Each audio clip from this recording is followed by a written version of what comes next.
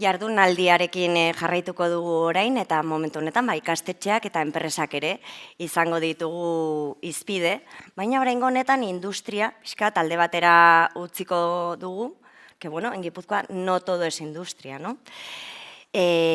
Vamos a ver que bueno, tenemos una sociedad cada vez más envejecida y hay una creciente demanda en salud, en digitalización y en otros sectores, ¿no? Que esto tiene un impacto real y total en nuestra calidad de vida, ¿no? Bueno, voy a presentar a las personas que nos acompañan en este tercer bloque de la jornada. Nere ondoan, Ainhoa Aristimuño, bera da Miguel Altuna Institutukoa. Kaixo, Ainhoa? Etorri? Eskerrik asko, etortzeagatik. Bere ondoan dago Lizar Irazusta, bera da Tolosaldea Institutukoa. Kaixo, Lizar? Kaixo. Etorri. Esterrek errepikatzen dugu gurekin, Unieibar Ermoatik. Berriro. Eta azkenik dakagu Inigo Barañano, bera da Tolosako Alden Gimnasiokoa. Bai, eskerrik asko. Ongi etorri, denoi.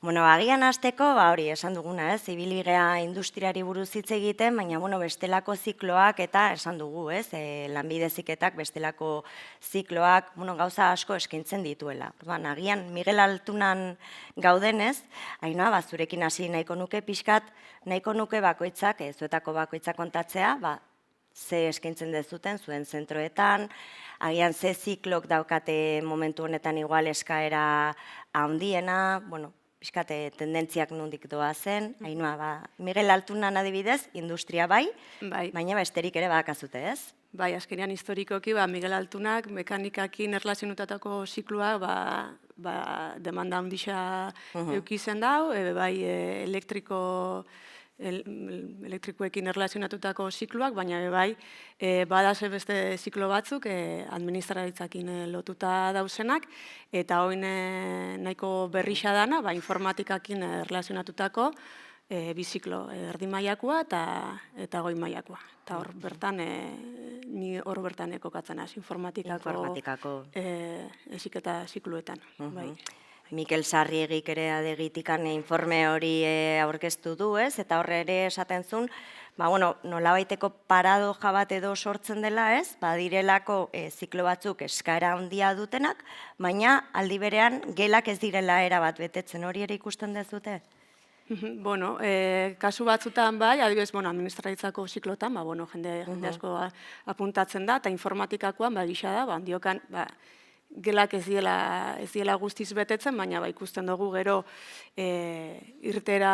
lanbide irtera potente bat daukiela. Joango gara talentua erakartzen. Oso ondo, Ainhoa. Lizar, Tolosaldean zer eskaintzen dezute? Bueno, lehenengo hitzaldian ikusian bezala, Gipuzkoa erabat, edo batez ere industriala den ziklo bada, baina Mikel Sarriegik aipatu duen bezala, lanpostu batek industrian sortzen ditu lau zerbitzutan, eta horri ere atenditu hartzaio, orduan, Tolosan, hasiera batean industriara erantzuteko sortu bazen ere, edo tradizionalki gure institutua horretara bideratu bada ere, administraritza eta informatikan ere zerbitzu horiek eskaintzen dira, eta azken urtetan kiroletako zikloak jarri ditugu, eta demanda handia dago. Ze lehen esan dugun bezala, Gipuzkoa bada industriala, baina baloreetan ere oso probintzia kiroltzalea da, eta Tolosa eskualdea ere oso kiroltzalea da, eta bazegoen eskaera hori, eta horri erantzuteko jarri genituen kiroletako zikloak. Kiroletako ziklo horretan, Lizar, gutxi gora bera, zenbat ikasle dauzkazute? Gelak bete egiten dira 25 dira, eskaintzen diren plazak, eta erdi mailan erabat betetzen dira, eta goi mailan ia erabat. Eta irteerak zeintzuk dira? Irteerak, bi zikloetako batek badauka lan irtera handia, eta nahi duenak badu aukera lan egitekoa. Gero badago beste kiroletako goi mailako ziklo bat, askok trampolin moduan erabiltzen dutela unibertsitatera joateko, eta erdi mailak ez du lanerako irterarik. Baina ikasle askok batxileratua egin beharrean aukeratzen dute erdi maila egitea kirolarloan, gero goi mailara iritsi. Zubi modura, ezta? Oso ondo, Ester, Unieibar Ermuan ere bai, administraritza, informatika, merkataritza ere bai? Merkataritza, kirolak, gu historikoki izan gera ikastetxe bat zerbitzuen ikastetxe bat gera. Gure kasuan, badiez informatika erdi mailatetik espezializazio arte daukagu formakuntza, orduan ikasleak progresiboki nahi duen arte ikisteko aukerak, leheno komentau bezala adegitik, lanbide bada gaur egun irtera profesional desente azkena, eta asko jotzen da, eta matrikula aldetik ere ikasleak erakartzen dira. Gero daude, historikoki izan ditugu administraritza eta merkataritza, administraritzan oinarrizko lanbide heziketatik hasi gara eta goi mailak arte ditugu, eta gero merkataritzan erdi eta goi mailak ditugu. Eta era berean, Tolosakin batera, kiroletako bi ziklo, kasu honetan bi goi mailako ziklo ditugu, eta irtenbideak matrikula izugarria izaten dugu, bete egiten dira, informatikan bezala, eta irtenbideak ziklo batean bai, desente, baina asko gibiltzen dute kasu honetan unibertsitateko salto giza. Bai, lehen aipatzen duen bezala, lanbide heziketak bermatzen duen zerbait da, ez? Aukera ezberdinak. Íñigo, en tu caso, tú nos vas a aportar esa visión un poco ya del mercado real, ¿no? de la empresa. Me contabas además que en tu caso particular, Gimnasio Alden de Tolosa lleva un año va a hacer, ¿no? Ahora, sí, eso es, más o menos. En mayo conseguimos abrir. El proyecto entero lleva un par de años, más o menos, desde que empecé a hacer el plan un poco de viabilidad, de buscar locales, de hacer todo el proceso, que al final es un proceso laborioso de crear algo así. Yo ya llevo 7 años dedicándome a hacer entrenamientos, pero montar un centro deportivo de además tamaño, pues es ya más complicado, obviamente. Y pues sí, ya llevamos un añito ahí y poquito a poco. Sí. Y además, Íñigo, me ha parecido curioso porque en tu trayectoria profesional también de alguna manera hiciste un giro, ¿no? Porque tú inicialmente empezaste en industrial, digamos, ¿no? Sí, yo estudié el ADE, de una administración de empresas. Entré prácticas en una empresa en el último año de carrera y me quedé ahí trabajando, he estado 8 años trabajando allí. Aprendí todo lo que se puede aprender de una empresa, era una compraventa de material industrial, de acero inoxidable. Y creo que eso me ha dado pie a conocer bien cómo funciona el mundo de empresa. Sentía que a mí no me llenaba a nivel personal el tiempo que invierto en mi vida en algo como vender material, a mí no me llenaba. Y por eso decidí dejar ese trabajo y lanzarme a la piscina un poco con algo que siempre me ha gustado, como es el deporte, e intentar o sentir que puedo ayudar de cierta manera a las personas a través del deporte, ¿no? Que es lo que me llena realmente, ¿no? Vosotros en el gimnasio tenéis chavales o chavalas de formación profesional de prácticas, por ejemplo. Sí, ahora mismo tenemos un chico de prácticas que está haciendo grado superior, no me acuerdo cómo se llamará, Lisa sabrá mejor que yo. Este viene de Gainberri, de otro centro de Tolosa, pero sí está haciendo ahora la parte final desde febrero hasta finales de mayo. Y pues ahí está echándonos un cable. Sí, siempre viene bien, la verdad. Siempre viene bien. Oso importantea da, komentatu dugu baita ere enpresekin eta baita ere lehenengo blokean Lizar, azkenean praktika hori, zuen kasuan ere bai duala importantea da, eta hori praktikan jartzea ikasgelan ikasitakoa, pentsatzen dut. Bai, guk batez ere kiroletako zikloetan dual orokorrarekin egiten dugu, dual intensiboak lortzea oso zaila da. Saiakerak egin izan ditugu eta adegik eta baita hezkuntza sailak ere bideratu zituen, bilera batzuk egin genituen, ia lortzen genuen enpresekin, baina oso zaila egiten da, benetako zerbitzu bat eskatzen du bezeroak, eta praktiketan dagoen edo oraindikan ikasten ari den ikasle bati ardura hori ematea, ez da erresa. Eta orduan dual orokorraren bitartez egiten ditugu praktikak eta ikasleentzat funtsezkoa da, asko ikasten dute praktiketan daudenean. Claro, gaina ziklo hauetan Ainhoa Ester oso importanteak dira bestelako kompetentziak, azkenean zuk esate dezuna, baita ere zerbitzu bat eskainiko duzu, personekin egongo zea hartu eman etengabean, nolabait, orduan ikasgelatik kanpora ere bai, horiek lantzea funtsezkoa izango da, ez, Ainhoa?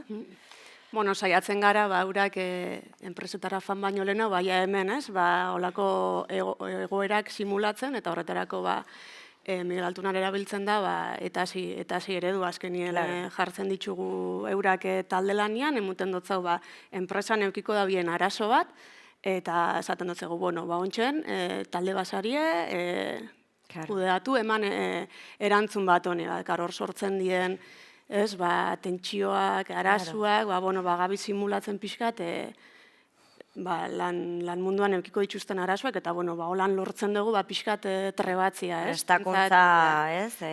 Sakon hori. Baita gero ja badualien, intensiboan, gure kasuan intensiboa baduko, orokorra bai, hor trebatzen jarraitzuko dien, noski.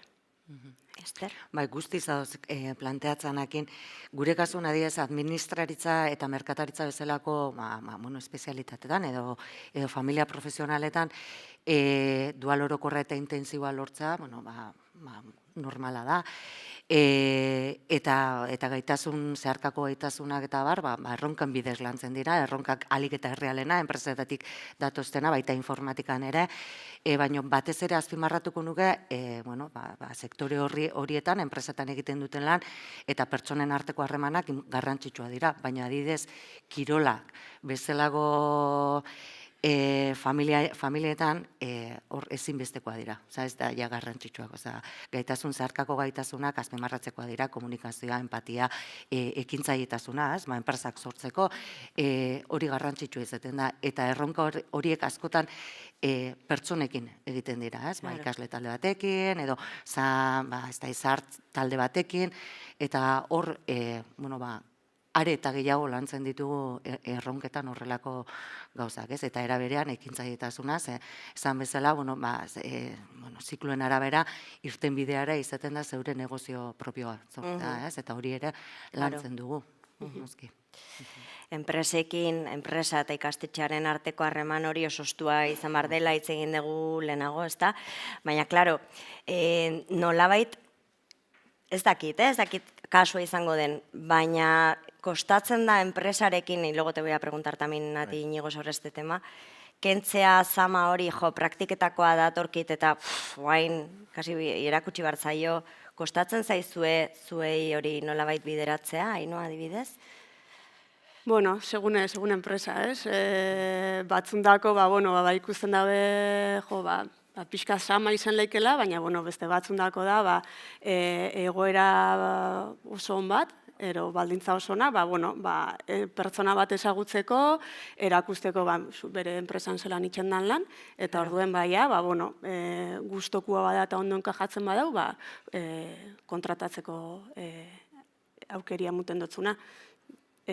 Batzundako, oso aukera ona da. Sektore hauetan adibidez, agian industrialean teknikoagoa da dena, ez? Eta igual, konpendentzia batzuk edo baduzka ikasleak ikasita, eta igual erresago da enpresan txertatzea, baina igual ezakit merkataritzan, administrazioan bestelakotan.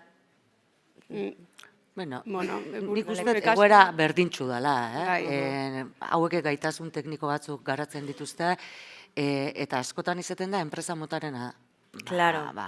Arabera, lehena ikusi ditugu, enpresak hitz egin dute, batzuk protokolo edo oso barneratuta dute behauen filosofian edo misioan eta bizioan, eta ikasleak erraz hartzen dituzte. Gero beste enpresa mota batzuk, txikiagoa direna, adidez, ez dutelako denborarik edo ez dutelako landu, hartzea zailago izaten da.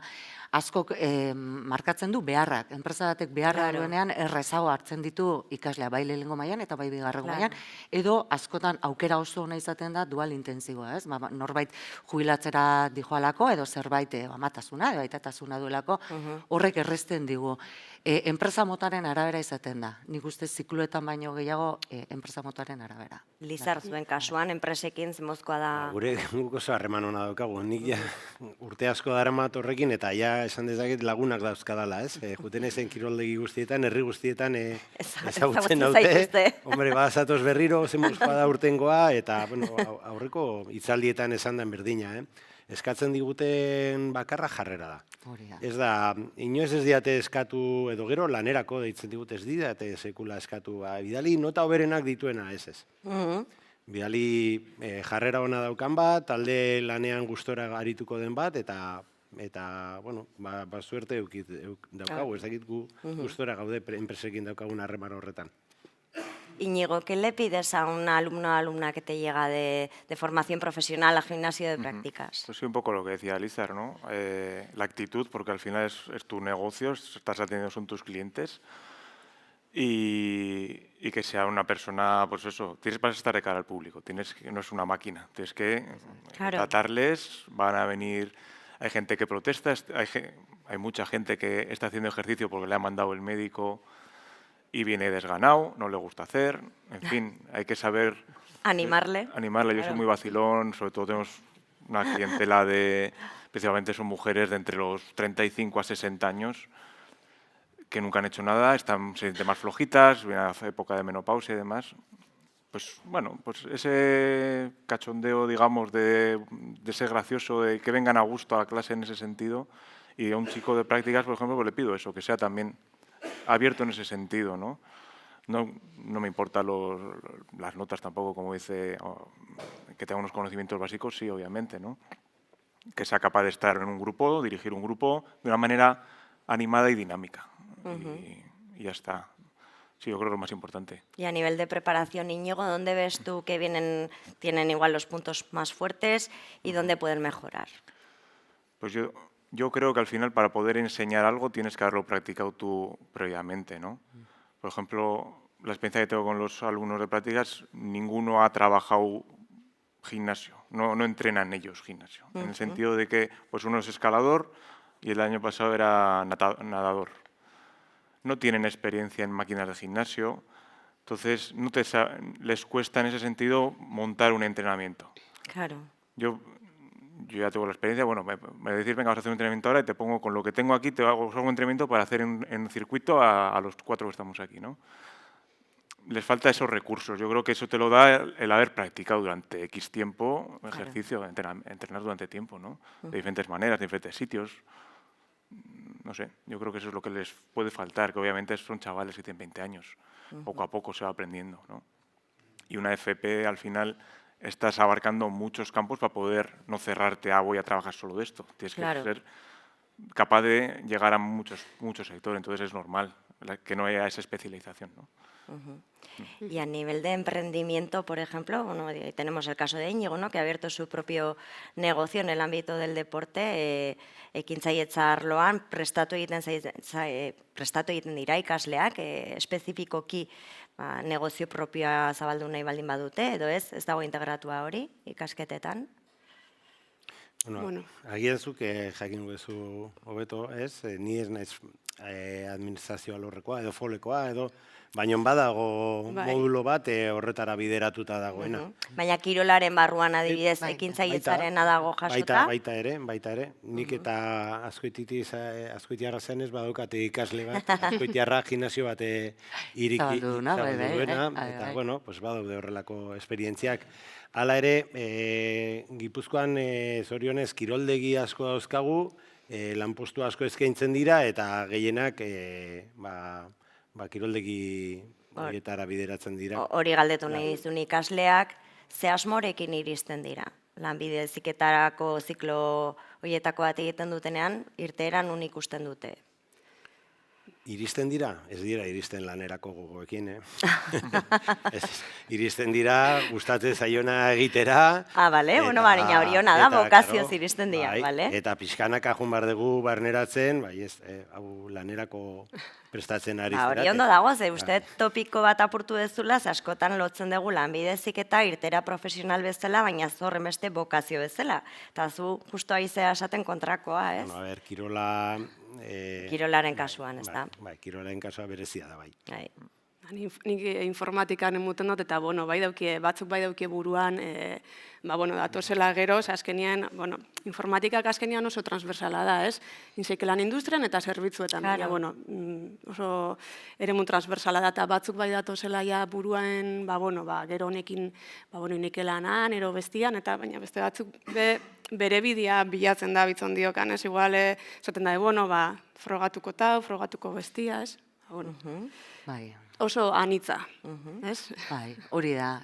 Bukaeran zikloanetan garatzea ekintzaietza, zerbait transversala da. Ikasle asko etortzen dira, lana egiteko asmoakin, oso garbi ez dute nun.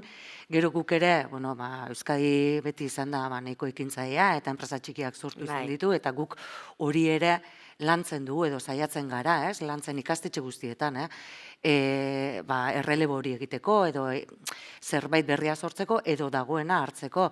Egia da, ikaslegoare aldatu egin dela azken urteotan, eta batzuk lantzen dute ekintzaietza, hemen adibide bat, bere negozio bat ez momentuan, baizik eta urte batzuetara zabaltzeko, eta beste batzuek nahiago dute beste batentzako lana egin, eta punto, baina nik uste Lanbide Heziketan hori garatzen dela, bagara herri ekintzaile bat, eta nahi dugu jarraitu. Lortzen dugun edo ez, hor ja beste saltotxo bada.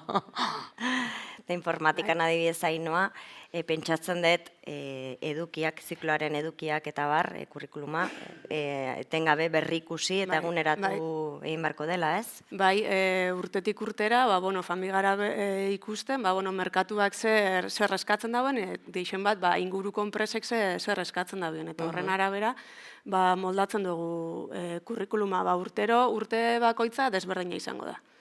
Teknologia gainera, guk ematen dugu web aldian, karo, hori oso azkar web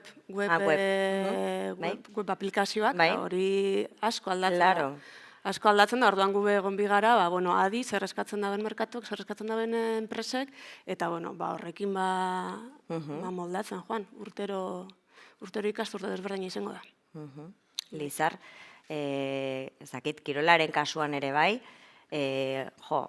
nobedadeak, aldaketak etengabe suertatzen dira, Iñigo, ¿no? También en el caso del deporte, no sé, cualquiera de los dos.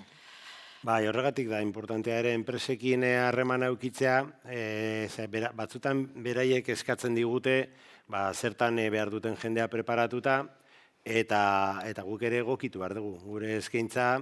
Eta, Iñigok leheno aipatu duen kasuan, nik uste gure ikasleak bai prestatzen ditugula gimnasioko makinekin, eta bar, gero aukiko ez okera beste ikasle badaukagulako, berari galdetu Aimarria ze ikasi duten, baina nik uste badatozela gaitasun teknikoak landuta. Gu behintzat hortan saiatzen gera, behin praktiketara dijoa zanean, ja kompetenteak izan daitezen. Iñigo, barcatu Estere, quería acabar igual con el tema del deporte. Iñigo, en el gimnasio, ¿no? Lo decíamos, que tienes que estar como muy encima de las tendencias, muy actualizado a nivel también de máquinas o...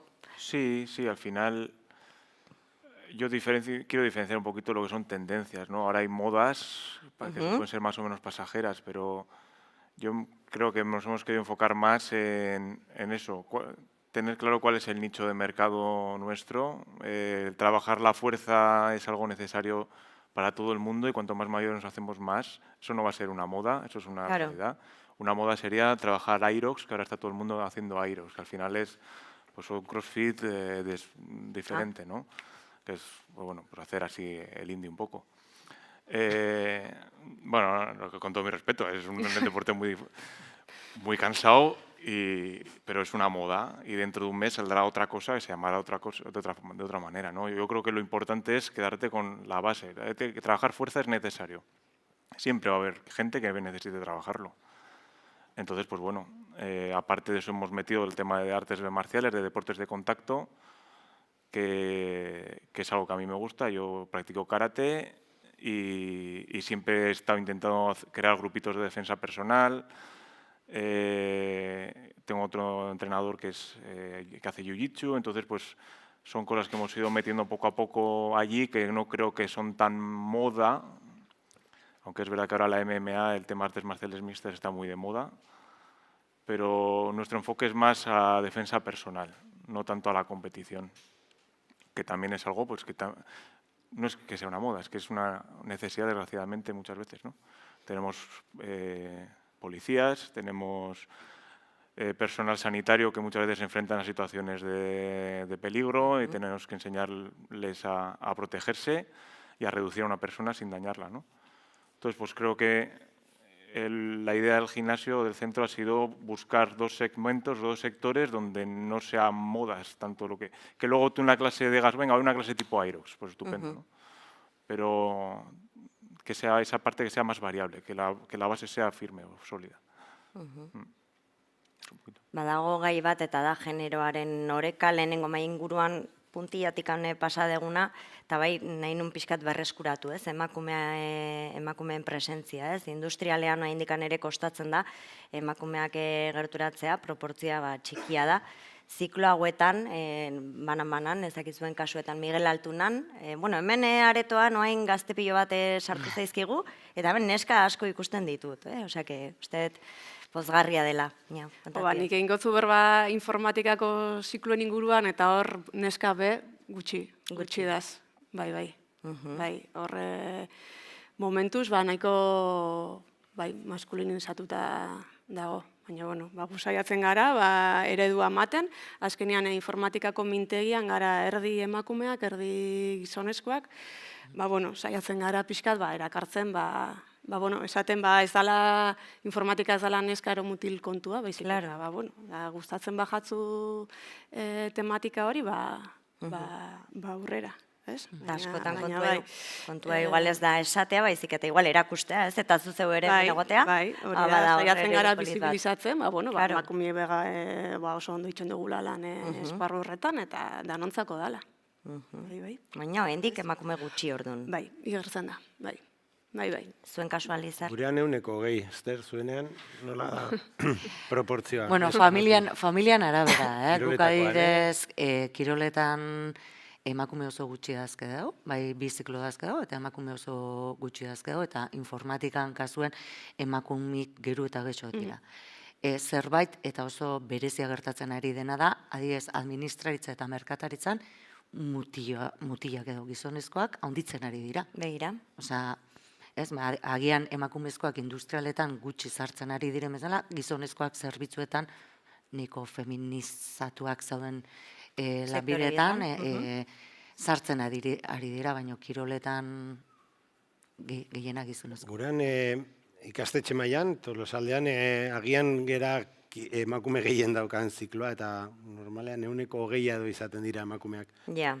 Eta esan dezun kasuan, gurean merkataritzan ere gehiago dira mutilak, aldaketa. Neskak baino bai.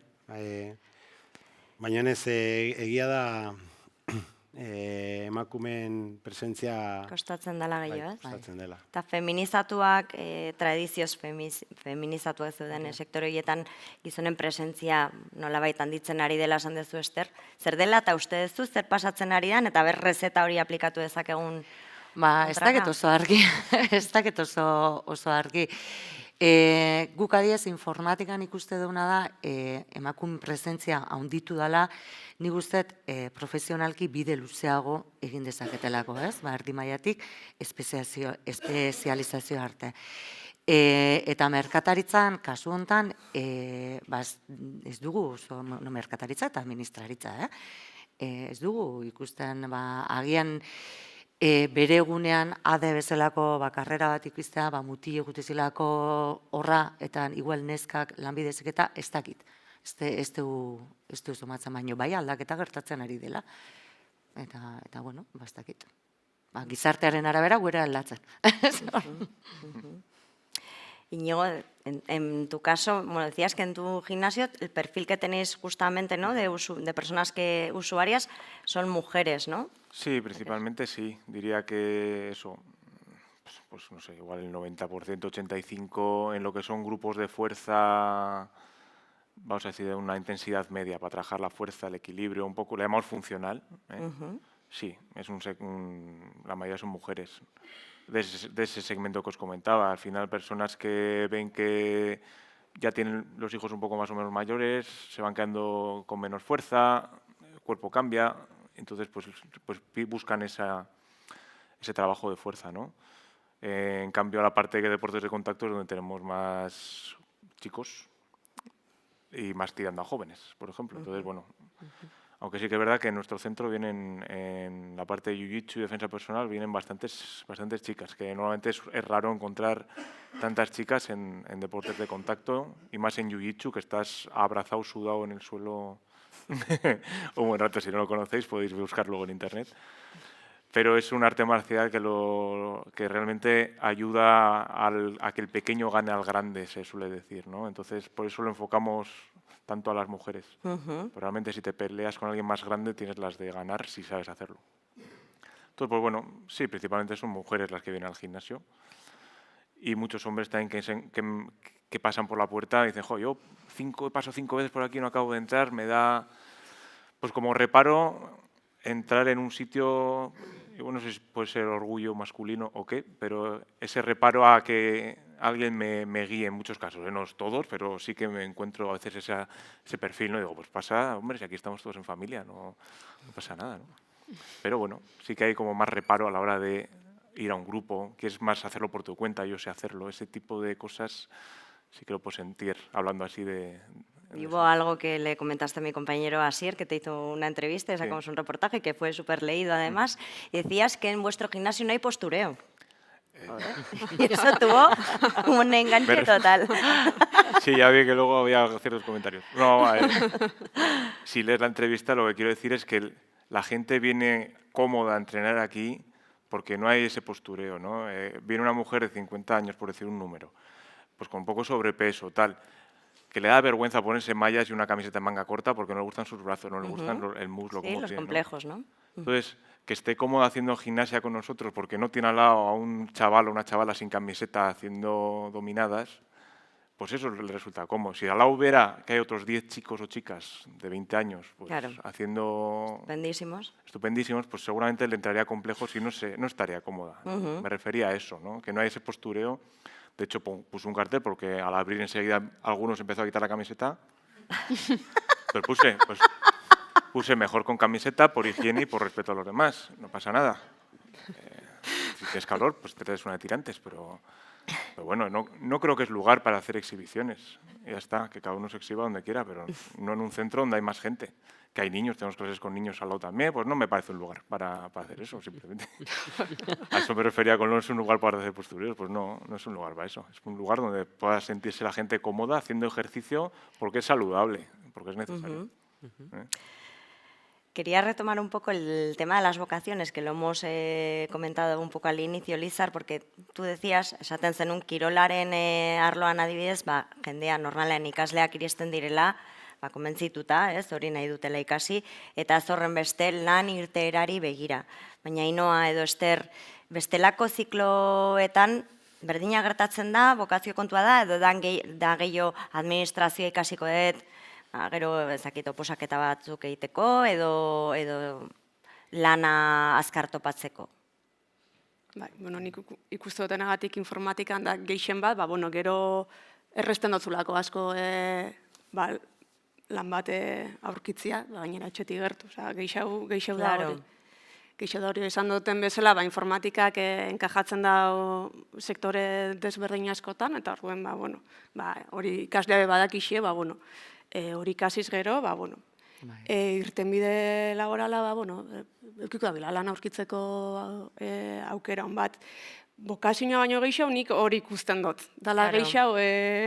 Bai, irtenbide laborala, bukaeran, bai, informatika, administraritza, merkataritza, edo zein enpresatan itean zerbait da, orduan, aukera gehiago bezala, ezkezu kurrikulune bialtzik jozunen, ez? Kiroletakoa, familia horta, eo kiroldegiak, edo gimnasioak, itxiago da, kasu honetan, neu merkataritzako irakaslea naiz, eta ikasleak esaten diata. Ezke, comprar y vender se hacen todas partes. Claro, enpresa, bai industrialak edo bai txupatxuz ezaltzeun enpresa batek, saldu erosi egin behar du, orduan horregaitik egiten dutela, irtenbide laboralak zabalagoa direlako edo zein enpresatik, eta etxetik gertu oso garrantzitsua dela gaur egunean gaztentzako, etxetik gertu egotea. Orduan aukera gehiago dituzte. Bokazionala nik badidez kirolak, osasun munduan eta daudenak nik uste hor bokazio handiagoa dutela hori aukeratzeko orduan, ez? Pentsatzen dut pertsona helduekin edo zaharrekin lan egin behar duen pertsona batek, ikasle batek, bokazio puntu handiago bat izan behar duela, edo kiroletan aurrekin lan egin nahi duen ikasle batek, ez dela, ez? Zuk hori ere, igual... Oian, nik igual hori zehaztuko nuke, bokazio baino daukatena da afizioa. Beraiek gustatu egite zaie kirola egitea, eta asko hori gainera konfundituta daude zaie gustatzen kirola, bezik eta futbola. Bakarrik. Ja. Hori kazetaritzan ere asko gertatzen da, Tortzen dian kazetari gehienak nahi dute realari buruz idatzi, punto. Gero jun behar izaten dugu, pixkanaka, erakusten eta prestatzen, orain adibidez, 3. adineko sektorea asko iritsi da orain kiroldegietara, indarra lantzea adin batetik aurrera beharrezkoa da, orduan hori erakutsi behar didezu, ez ahi horren beste gustatu, noski. Orduan, adaptazioa dago eta 2 urteren buruan, bai bukatzen dutela, eta gauza berriak ikasten, ez dakite, ziklo bat badago oso bideratuta lan mundura. Eta izan daiteke, edo gimnasiokoa, edo aerobika. Baina, biak ikasi behar dituzte. Eta oso kuriosoa da, jende bat datorrena, agian mutil bat oso muskulatua, nola bukatzen duen dantzan, eta disfrutatzen, ez? Eta alderantziz, ez? Dantzaria den horrek, bukatu behar du ere, gimnasioan... Pesak egiten, ez? Pesak egiten. Orduan, egokitze badago. Interesgarria. Bukatzen jun behar dugu, bukatzeko gustatuko litzaidake, zuetako bakoitzak pixkat esatea, nola zalantzatan dauden ikasleiei, zakitenako sondo zer ikasi, nola ziklo hauek ere izan daitezken, irtenbide polit bat, eta interesgarria, Ainoa, zurekin hasiko naiz. Apur bat lotuta beste mai inguruetan esan duginakin, ez? Beste aukera badala,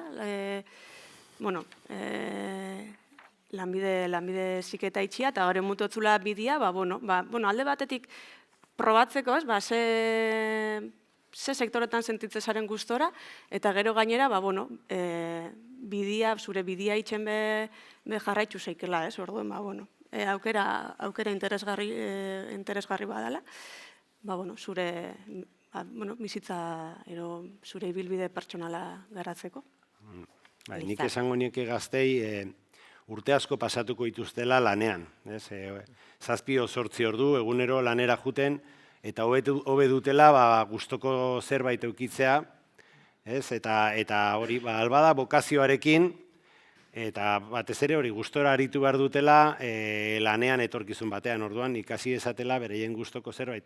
Estela gertatuko zaie, Inigo hori bezala, pasatuko ditula 8 urte enpresa batean, eta gero reinventatu inbarko dala, ez? Orduan, hasieratik ondo aukeratzen baldin badezute zein nahi dezuten izatea zuen etorkizuna, hobe zuentzat. Baina gero beti aukotzu aldatzeko aukera, ez? Ester. Nire kasun, nik uste lanbide heziketak eskaintzen duena da familia profesional ugari. Ugari eta agian herri berean, demagun Eibarran daukago ikastetxe oso industriala dena eta geurea, ez? Herri berdinean, bi gauza ezberdinak. Niretzako ikasketa oso espezifiko daude, aukera pile bat daude, eta hori ikaslie jakitie, eta gero batetik bestean nola mugiula izken, edo goraka, edo unibertsitatea, niretzako lanbide heziketak aukera oso horrez bat emateu, 2 urtetan, enpresakin zuzenien zuk praktikan jartzezu ikisiteko, orduan ikustezu, ez dakizu egon berrik 4 urte gradu bat eiteko, eta gero ikusi benetan gustatzen zazun, ez? Hemen, lehen urtino, biharrenin tope, ikustezu enpresan zein berdezun, edo zen mobitzen nahi dan. Edo hor formatzen jarraitu nahizun, edo beste baten, eta 2 urte dira. Eta leheno, aurreko maasen aipau bezala, 2 urte horrekin ja lan munduro guteza. Ez tezu lan ikisi, ez da ez pasatzen lanea guteza, eta zure bokazioa eta zure lanbide hori baldima, aurrea, ez, lan mundua. Eta gero, ikasle askok nahi debe lanin hasia. Lanin hasi, eta horire orokorrien ez ezateo, baina gogu eukitze da, behauen diru eukitzeko, eta pixketa autonomi ekonomikoa eukitzeko, eta lanbideziketak hori horrazteu. 2 urtetan nahi zenezkeo, lan munduren murgultzeko aukera dakizu. Iñigo, me gustaría acabar contigo, ¿no? Como ese ejemplo, ¿no? De que cambiar de rumbo también a veces está bien, que es posible también encontrar tu camino, que no todo lo tenemos por qué hacer a la primera, y lo que yo siempre les digo también a mis chavalas en casa es que, ostras, la vida profesional es muy larga, como decía Lizar, y bueno, también es cuestión igual de ir probando cosas y... Sin duda, sí. ¿no? Yo creo que en general en la vida. Ahora pues estoy haciendo esto, pero yo qué sé, igual en un año me da la neura y me voy a vivir a Nueva Zelanda. Es que... ¿Por qué tienes que estar atado siempre a lo mismo? Yo no podría, por cómo soy yo, estar 50 años trabajando en un puesto en una fábrica. A mí me volvería loco. Pero hay gente que quiere eso, porque es estable, sin responsabilidades y tranquilo, ¿no? Pues muy respetable, no es para mí. No es tampoco fácil ser autónomo y montar una mini empresita, ¿no? Pues también tiene sus consecuencias, pero lo prefiero eso a estar atado a esto. Y que nada es para siempre, por supuesto. No sé, pues dentro de 10 años igual me apetece hacer otra cosa. Y se puede hacer y aprender durante el camino. No sé, sí que con edad de escoger el estudio, sí que diría que vayas a por algo que te guste. Si sabes cuál es tu vocación, estupendo. Yo cuando tenía 18 años no sabía lo que quería, me metí en ADE porque me parecía algo que me valía para un poco todo. Y fue esa mi decisión, ¿no? Pero bueno, pues eso, hay tiempo para cambiar y aprender por el camino. Yo he aprendido por el camino, mientras estaba en la empresa aprendí otras cosas. O sea. ¿Y estás contento ahora Sí, con claro, el gimnasio? Claro. Sí, por supuesto. Bueno, pues quedamos con eso. Eskerrik asko benetan, Lauroi.